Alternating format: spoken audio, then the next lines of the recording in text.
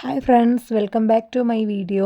അപ്പം ഞാനാണെങ്കിൽ ഡെയിലി ഇങ്ങനെ കണ്ടിന്യൂ ആയിട്ട് വീഡിയോ ഒക്കെ ഇടുന്നുണ്ട്. പക്ഷെ നമ്മുടെ യൂട്യൂബ് മുതലാളി അതൊരു കാണുന്നില്ല എന്ന് തോന്നുന്നു കേട്ടോ. കാരണം ഞാനേ നല്ല ടിപ്സും അതുപോലെ റെസിപ്പീസും കാര്യങ്ങളൊക്കെ പറഞ്ഞിട്ടാണ് വീഡിയോ ഇടുന്നത്. പക്ഷേ അതിനൊട്ട് വ്യൂവേഴ്സും കിട്ടുന്നില്ല. കിട്ടുന്ന വ്യൂവേഴ്സിനാണെങ്കിൽ നമുക്ക് അതിൻ്റെ റെസ്പോൺസും കിട്ടുന്നില്ല. എന്നാലും നമ്മളിതിങ്ങനെ തുടരാം, എത്ര നാൾ പോകാൻ നോക്കാം അല്ലേ, നമ്മുടെ ഹാപ്പിനെസ് വേണ്ടിയിട്ടല്ലേ. അപ്പം ഞാൻ ചെയ്യുന്ന വീഡിയോ നിങ്ങൾക്ക് എന്തെങ്കിലും ഉപകാരം കിട്ടുന്നുണ്ടെന്ന് തോന്നുന്നുണ്ടെങ്കിൽ അതൊന്ന് കാണുമ്പോൾ ലൈക്ക് ചെയ്ത് കമൻറ്റ് ചെയ്ത് ഷെയർ ചെയ്ത് സബ്സ്ക്രൈബ് ചെയ്ത് സപ്പോർട്ട് ചെയ്യണേ. അപ്പോൾ നമുക്ക് വീഡിയോയിലേക്ക് പോവാം.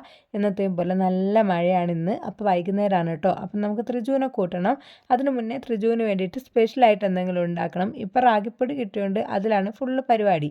അപ്പം ഞാൻ വിചാരിച്ചു നമ്മുടെ റാഗി സേമിയ പായസം ഉണ്ടാക്കിയാലോ എന്ന്. സാധാരണ നമ്മൾ കടയിൽ നിന്ന് വാങ്ങുന്ന റാഗി സേമിയയില്ലേ, അതിനെക്കൊണ്ട് പായസം ഉണ്ടാക്കിയത് നല്ല അടിപൊളിയാണ്, ഞാൻ ഉണ്ടാക്കാറുണ്ട്.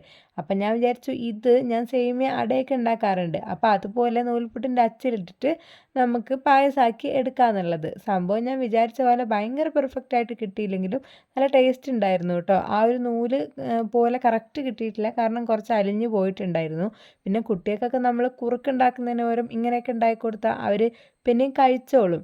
പിന്നെ റാഗിൻ്റെ റെസിപ്പീസ് ഞാൻ വേറെയും കുറേ വീഡിയോസിലായിട്ട് ഇട്ടിട്ടുണ്ട് കേട്ടോ. അപ്പോൾ അതൊന്ന് കണ്ടിട്ട് സപ്പോർട്ട് ചെയ്യണേ. നമുക്ക് ഈ റാഗി നൂൽപുട്ടൊക്കെ ആക്കും പോലെ വാഴയിലയിലാക്കി എടുക്കണം കേട്ടോ.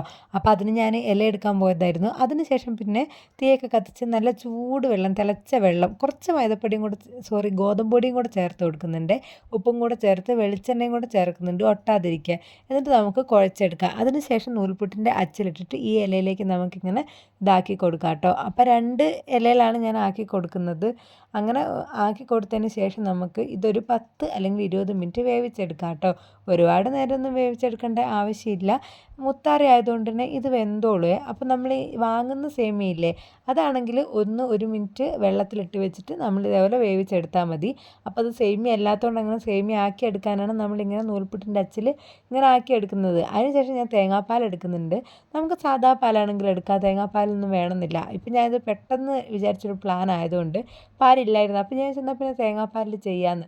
അങ്ങനെ തേങ്ങാപ്പാൽ ഒന്നാം പാൽ അങ്ങനെ മാറ്റിയൊന്നും എടുക്കുന്നില്ല, കട്ടിക്ക് കുറച്ച് പാലെടുക്കുന്നുണ്ട്. ഒരു തേങ്ങേൻ്റെ പാലാണ് എടുക്കുന്നത് കേട്ടോ. അപ്പോൾ ഇത് ഞങ്ങൾക്കൊരു 4-5 ആൾക്ക് കുടിക്കാനുള്ള പായസമാണ്. അപ്പോൾ തേങ്ങാപ്പാലൊക്കെ എടുത്തതിന് ശേഷം ഇത് വെന്ത് വന്നിട്ടുണ്ട് അപ്പോഴത്തേക്കും. അപ്പോൾ ഈ വെന്ത് വന്ന മിക്സ് ഞാൻ ആദ്യം തന്നെ തേങ്ങാപ്പാലിലേക്ക് ഇട്ട് കൊടുക്കുക ചെയ്തത്. എന്നിട്ട് അതിൽ വെച്ച് തന്നെ ഇങ്ങനെ കുഴച്ചെടുത്തു. അപ്പോൾ അതായത് കയ്യിലും കൊണ്ട് ഇങ്ങനെ കുത്തി കുത്തി എടുത്തു. ഇത് വേറെ ആക്കണമല്ലോ, അപ്പോൾ പെർഫെക്റ്റ് ആയിട്ട് കിട്ടാത്തതുകൊണ്ട് പിന്നെ കൈ കൊണ്ടാണ് ചെയ്തത്. കൈ കൊണ്ട് ചെയ്യുമ്പോൾ ചൂടായിരിക്കും കേട്ടോ, അതായിരിക്കും ഒരു പ്രശ്നം.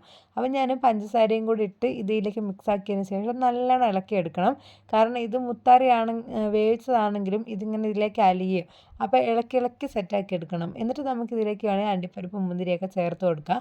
ഞാൻ അതൊന്നും ഇല്ലാത്തതുകൊണ്ട് അതൊന്നും ചേർത്ത് കൊടുക്കുന്നില്ല കേട്ടോ. അപ്പോൾ പായസം നല്ലോണം കുറുകും. അതിനനുസരിച്ച് പാലോ തേങ്ങാപ്പാലോ വെള്ളമൊക്കെ ചേർത്ത് കൊടുക്കണം. വെള്ളം അധികം ചേർക്കണ്ട, കാരണം വെള്ളച്ചോയായിരിക്കും. പിന്നെ നമ്മളിത് ഉണ്ടാക്കിയതിന് ശേഷം ഒന്ന് മൂടി വെച്ചിട്ടുണ്ട്. അപ്പോൾ ത്രിജൂട്ടിനെ കൂട്ടാൻ സമയമായിട്ടോ. അപ്പോൾ ഞാൻ വേഗം പോയി അവനെയൊക്കെ കൂട്ടിയിട്ട് വന്നേ. അപ്പോൾ അവൻ വരുന്ന വഴിക്ക് ചോദിക്കുന്നുണ്ട്, എന്താ ഉണ്ടാക്കിയ അമ്മയെന്ന്. അപ്പോൾ ഞാൻ പറഞ്ഞു പായസം ഉണ്ടാക്കിയെന്ന്. അങ്ങനെ വന്ന പാടും പിന്നെ കയ്യോടെ അവനെ അകത്ത് കയറ്റാണ്ട് തന്നെ കുളിപ്പിക്കുകയൊക്കെ ചെയ്തു. എന്നിട്ടാണ് കേട്ടോ പിന്നെ പായസമൊക്കെ കൊടുത്തത്. അപ്പോൾ റാഗി ആൾക്ക് മനസ്സിലായി. അപ്പോൾ കുറച്ച് മടിയുണ്ടായിരുന്നു, പിന്നെ അതങ്ങ് കുടിച്ചേ. എൻ്റെ വീഡിയോ ഇഷ്ടപ്പെടുകയാണെങ്കിൽ സബ്സ്ക്രൈബ് ചെയ്ത് കൂടെ കൂടണേ.